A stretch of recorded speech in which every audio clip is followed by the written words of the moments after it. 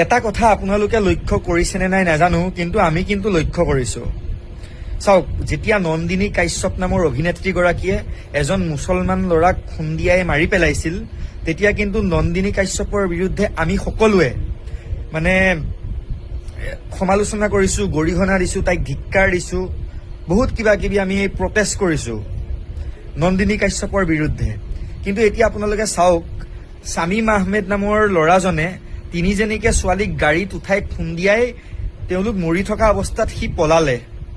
কিন্তু আজিলৈকে আমি সামাজিক মাধ্যমত হওক বা অন্যান্য ক্ষেত্ৰতে হওক, যি মিডিয়া আছে তাত আমি মানে কোনো মুছলমান মানুহে বা তেনেকুৱা দল সংগঠনে সেই শামীম আহমেদৰ বিৰুদ্ধে অকণো লিখা নাই, অকণো কোৱা নাই, একো সমালোচনা কৰা নাই, একো গৰিহণা দিয়া নাই।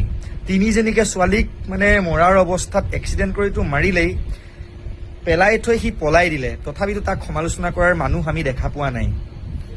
এইটো কিন্তু বহুত চিন্তাৰ বিষয়। এইটো আমি লক্ষ্য কৰিছো। নন্দিনী কাশ্যপক আমিয়ে কিমান মানে সমালোচনা কৰিছিলো, কিমান ধিক্কাৰ দিছিলো। আজি আমি শামীম আহমেদৰ বিৰুদ্ধেও আমি তেনেকুৱা কৰিছো, কিন্তু একাংশ এচাম সেই মানুহক আজিলৈকে এই ক্ষেত্ৰত মাত দিয়া আমি দেখা পোৱা নাই।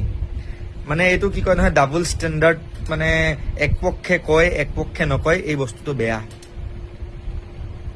এনেকুৱা কিছুমান মানে কথাই আমাক কিছুমান ভাবিবলৈ বাধ্য কৰাই দিয়ে।